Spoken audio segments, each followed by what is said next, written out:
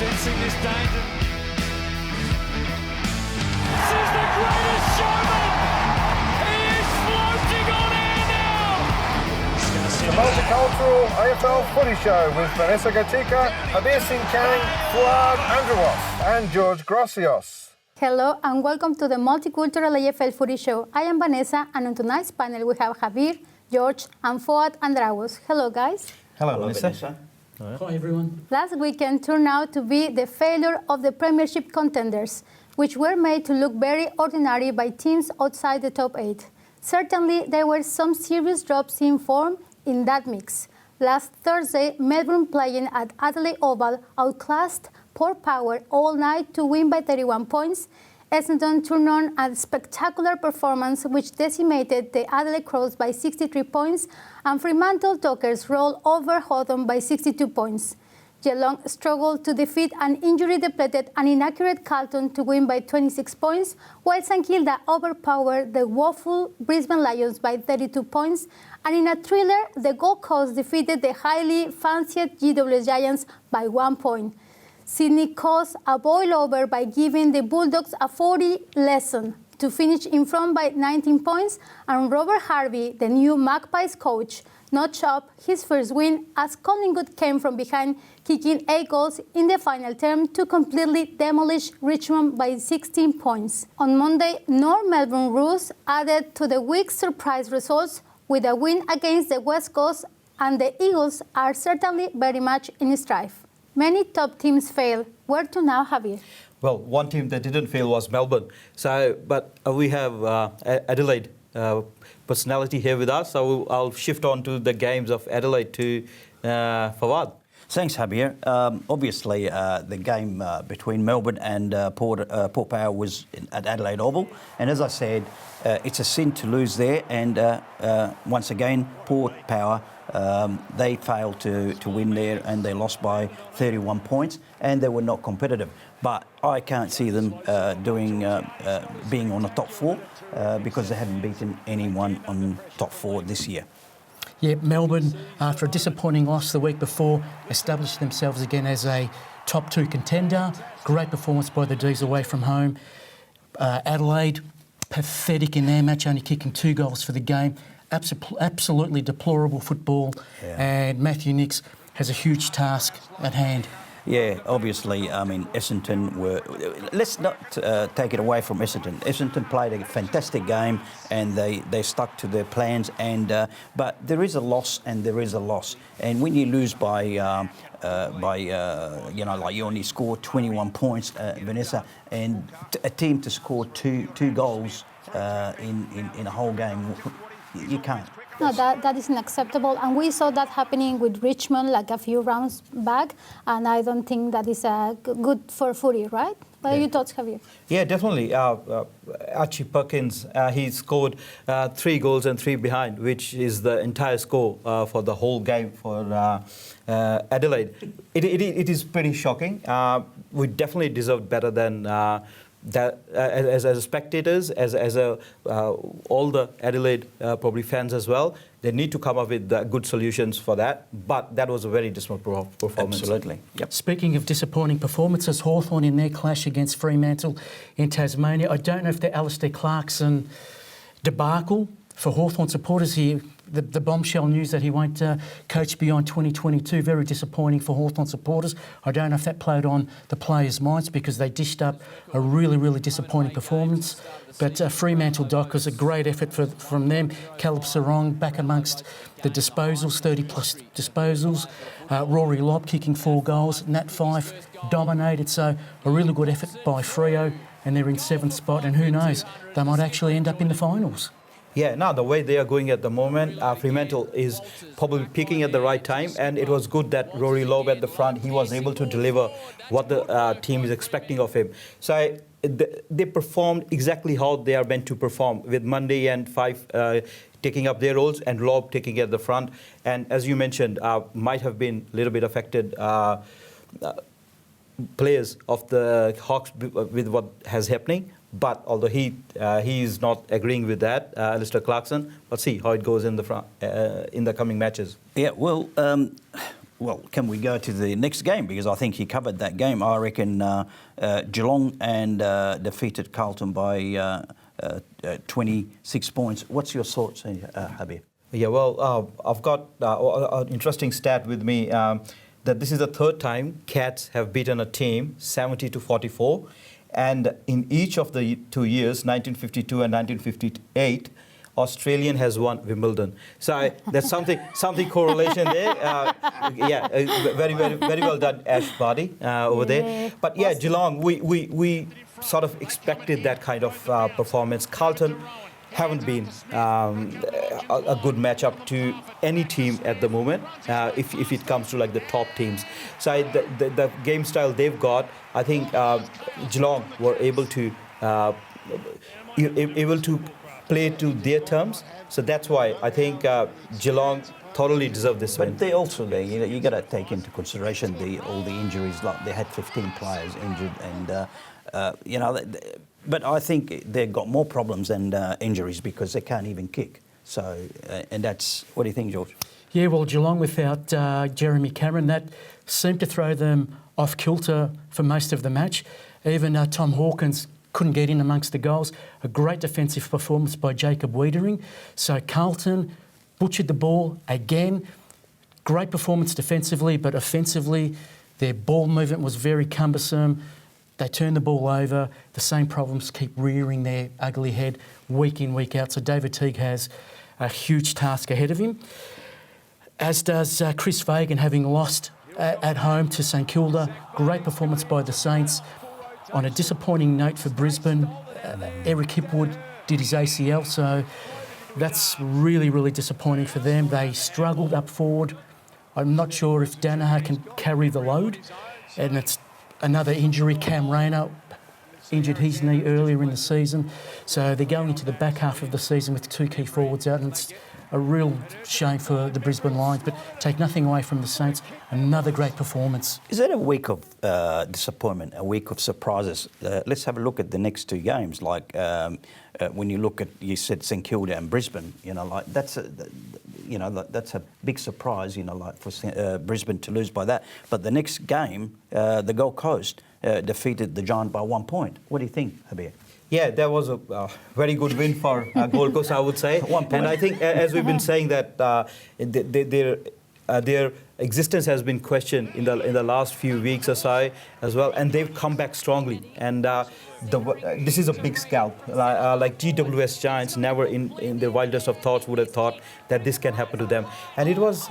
It might sound funny, but it was last 2 minutes that the GWS Giants could have performed, and that let the game slip away. Yeah, look, they had their chances in the last couple of minutes, the Giants.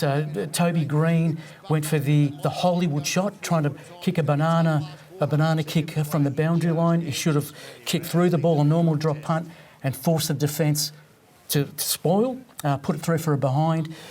But Gold Coast again answered the challenge. They were pushed. They showed enormous resilience and courage.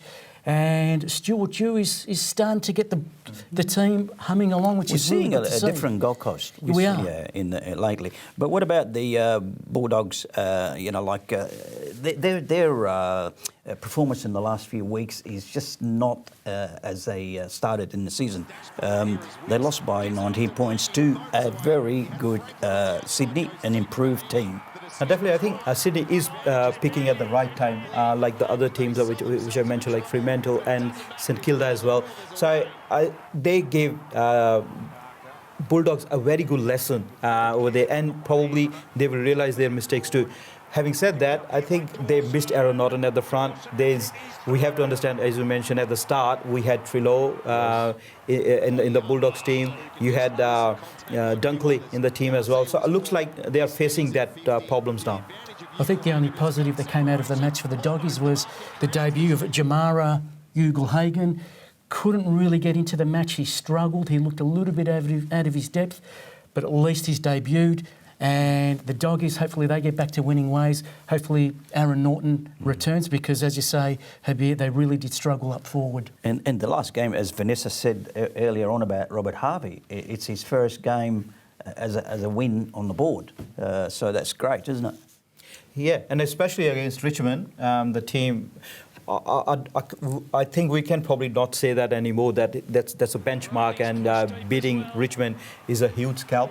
But for Collingwood, it will do a world of good to their morale, to their coaches' morale, to all the players, and the way Taylor Adams, like he's so pivotal to that team. Whenever he's on, they look like a different team altogether. Yeah, well, Hardwick after the match said, while there's a pulse, there's always a chance. Here on this show, I'm going to basically read them the last rites. Their season is finished. They're gone. Yeah. But just finally, on the two coaches quickly, like Alistair Clarkson and Hardwick, they're two top coaches, and look where the two teams are. I'm not sure where is the problem. So, Thank anyway. you, guys. Thank you, and we'll be back with our previews after the break. You are with the Multicultural AFL Football Show.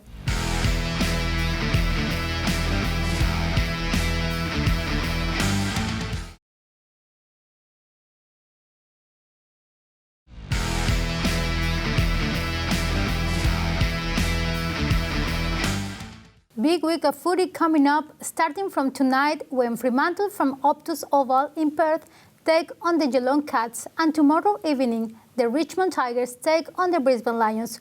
Who will bounce back from that one? Saturday the GWS Giants take on the Sydney Swans in the Sydney Derby at Ballarat for more than just bragging rights, and that Gold Coast take on Western Bulldogs from Metricon, while Melbourne play Hawthorn at the MCG. For starters, how do you see those 5 matches rolling out? Oh, well, Fremantle, Geelong.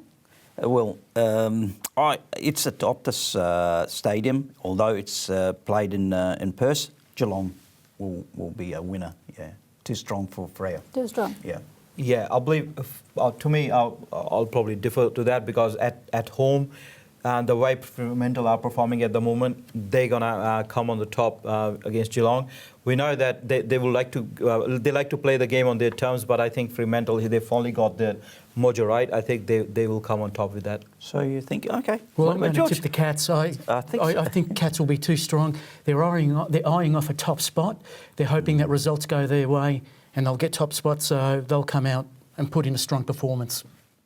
Yeah, no, we'll see how it goes. And Richmond versus Brisbane. I think Richmond can try to redeem themselves. As you just mentioned what Hardwick said. So if there is a pulse left, I think this is the time the pulse needs to come out and then, be more strong at the moment. So it's going to be a close contest, I think. They're both sort of injury-depleted sides at the moment. And Brisbane, I think they will probably bounce back on this one. We're not agreeing tonight, are we? Yeah. Because I'm going to go for Brisbane because I don't think Brisbane will lose 2 games in a row, and Richmond are not doing that great. So I'm going for Brisbane. Yeah, I'm going for Brisbane as well, Fouad. Brisbane need to break their MCG hoodoo. If they're to win the flag this season, they have to start winning at the G. Will Richmond finally break their losing streak? I think it will continue. Yeah.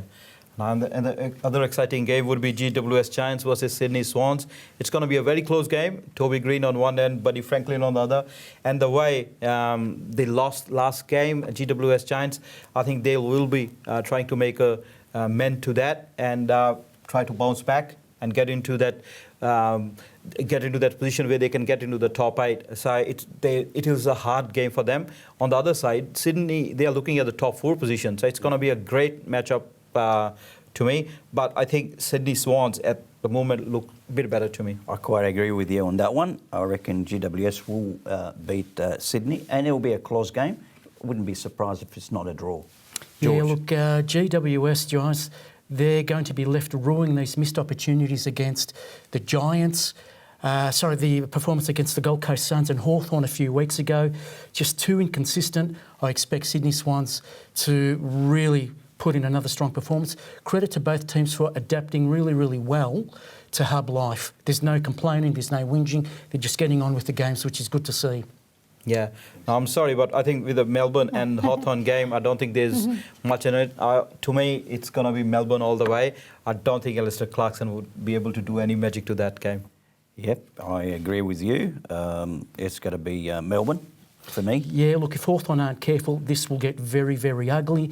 Melbourne, a strong performance last week. They were back to their best. Kasiah Pickett and these sort of players, Tom McDonald, back in form. And I expect them to probably win this by over 10 goals if they're really, really switched on the Ds. Yeah, and Bulldogs, they need to bounce back somehow, and they can't really ask for a better team at the moment. Gold Coast, they've been up and down at the moment, but having said that, the performance they had against GWS Giants and that never say die attitude, I think they might give a little bit of a surprise to Bulldogs. But I suppose with the performances they've been having in the past and Aaron Norton probably coming back in this game, I think Bulldogs might come on top. Yeah, Bulldogs would do it because Bulldogs is a good team. They will learn quick. They will bounce back. And I reckon, they got the right players to do it. And as he said, they're playing Gold Coast. So that should be not an easy win, but it should be a win. Yeah, Gold Coast riding high on confidence after great wins over Richmond and the Giants in recent weeks. They will serve it up to the Doggies. Doggies need to be very, very careful. They cannot take this game for granted. Thank you, guys. And on that note, we'll go to a break, but stay tuned for more previews when we return.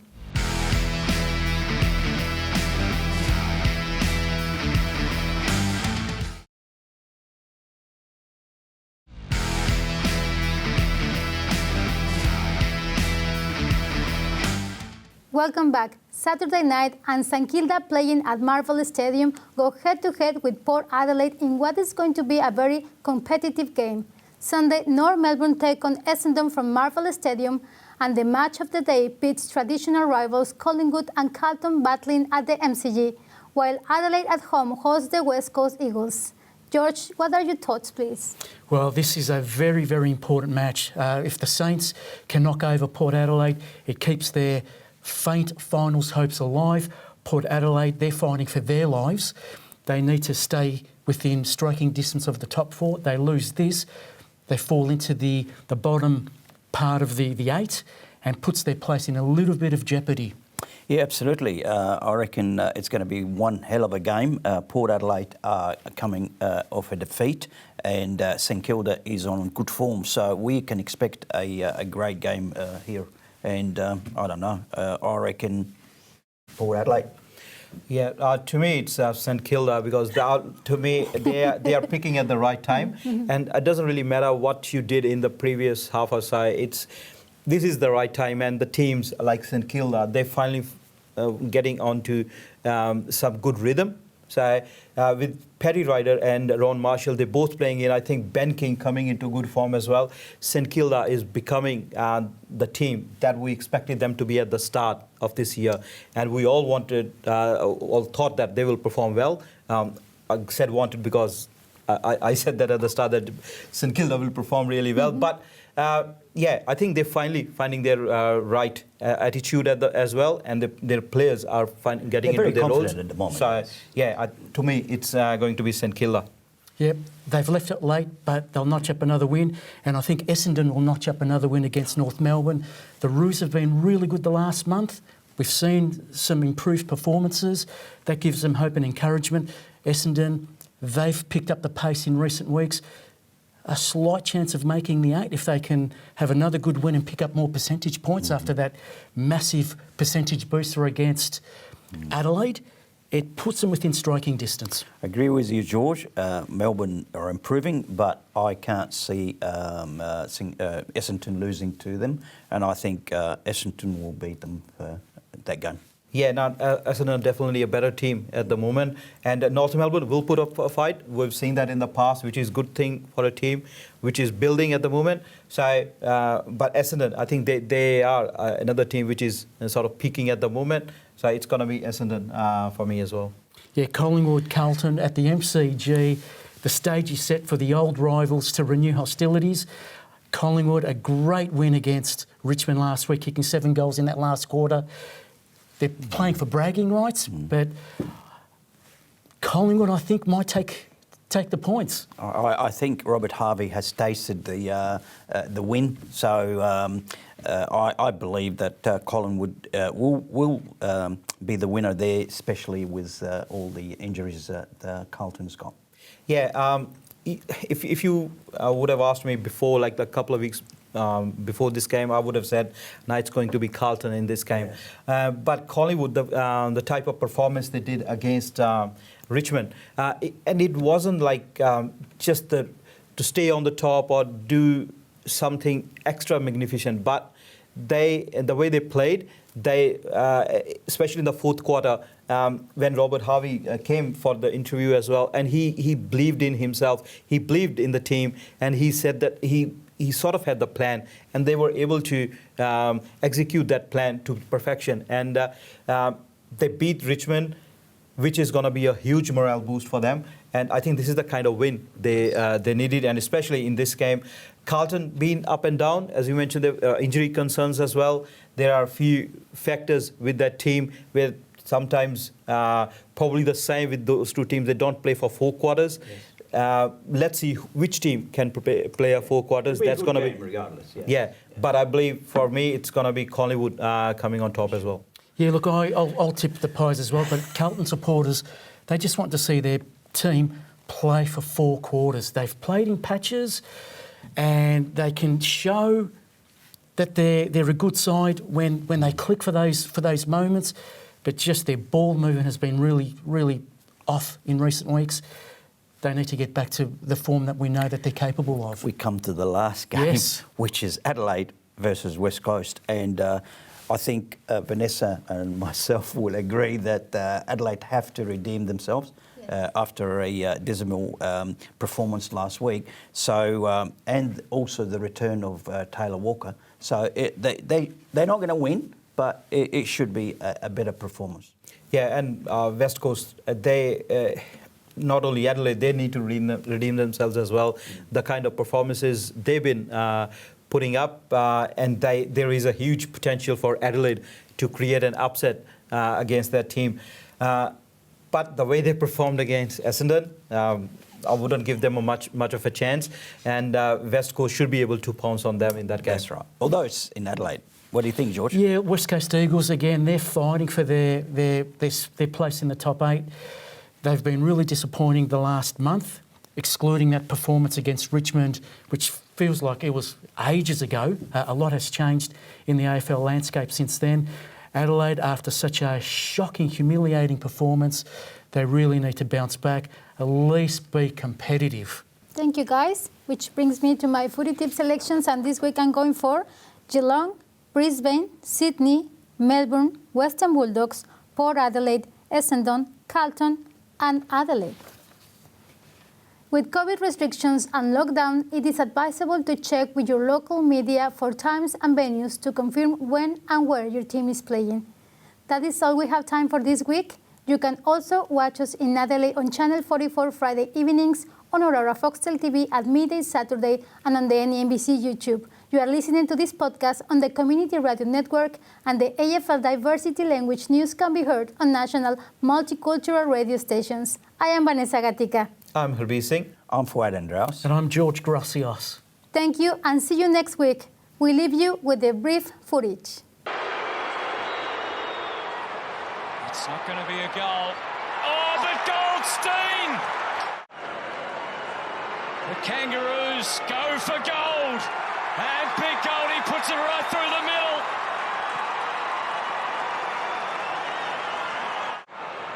And what a proud club it is. The sound of the siren will reverberate with the old Shinboners and the new Kangaroos. What